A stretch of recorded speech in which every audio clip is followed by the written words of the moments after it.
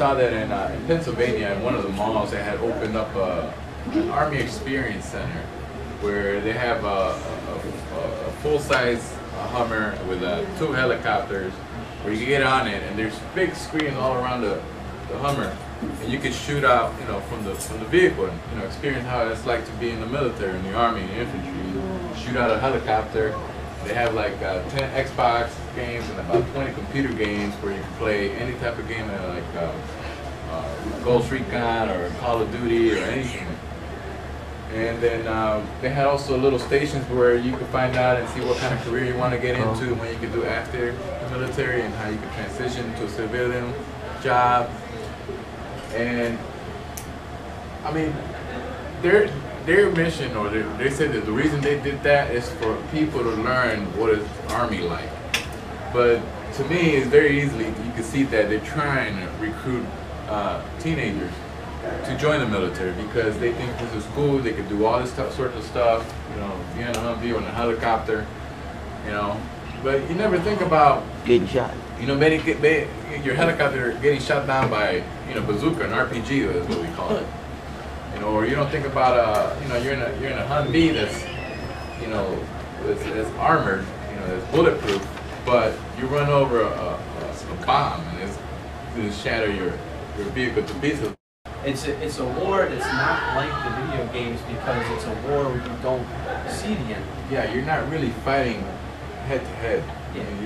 You got somebody shooting from a window, and when you turn around, you know, they're not there anymore.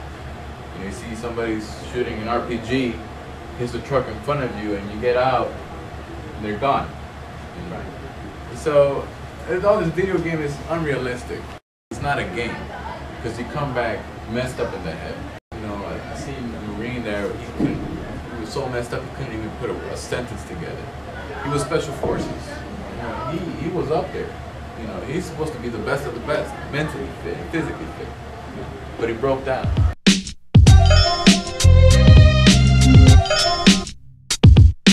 When soldiers leave the military and come home, they go through a phase called post-traumatic stress.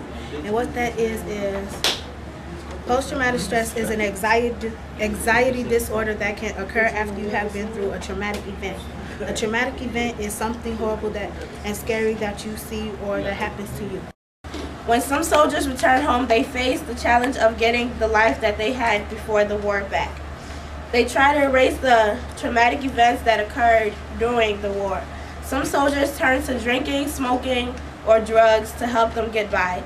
And also, I read a story where this man, he came out of the military and they had to treat him because he was going crazy. And after he left the hospital, he hung himself because he couldn't face the fact that he was a murderer. Okay, the No Child Left Behind Act allows the military to have access to all the Chicago public schools or any public school in the United States information. So that's your name, your age, your address, your email, everything that's personal so they can contact you. In order for them to not get your information, it's a form that you have to fill out saying and checking the box saying that you don't want the military to get any of your information. You gotta fill out this sheet at school.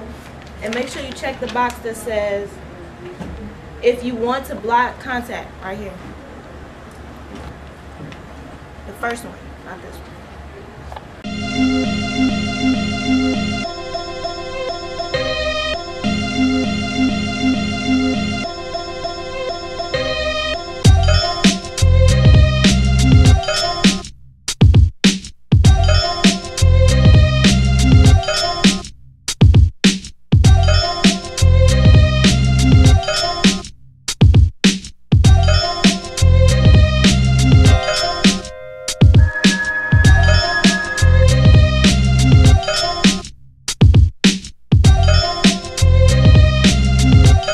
Another thing, how the hell you risking your life to fight in the military and only get paid like $600 more than a McDonald's worth? That's still. I'd rather flip some burgers, go over there and get my life took away. I don't think you should go to the military because it's fucked up. Ooh. So why? Explain. Cause like they'll send you they just using you just to get oil, whatever, and money. They'll tell you you'll get something for like money for college and all that, but if you do, like sometimes you'll go crazy up in the military, cause all the stuff you see, you killing people, innocent kids, shooting mamas and stuff, and if you damage yourself, you're still gonna end up in jail. So you might as well go to jail first. But there's always a second option besides the military. Instead of the military, you can like go to a trade school or to any one of those other schools and go into something that might benefit other people. Like you could go into mechanics and cosmetology if you really don't have anything to do. You just go into those fields. I say no because I know that we all got a future, you know what I'm saying? As the great Dr. Martin Luther King said, we all got a dream, and I know everybody's dream wasn't to go to the military, so I feel that we should, look into the goals that we have, pursue our dreams, go to college. Or maybe if you don't want to go to college, I mean, the military is not the I feel the same way.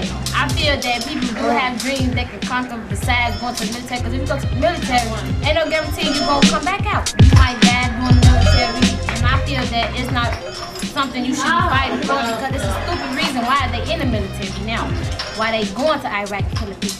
I feel that people should follow their dreams, continue on with school if they want to, go to college, get a good job, and to me, don't go to the military because it's not no good. I don't think we should engage people on learning to fight and shoot guns and do things that's bad like that.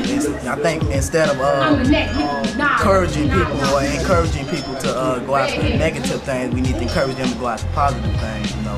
Instead of shooting guns, we should teach them how to read better or write better, do something that's educative and not nothing that's killing our people.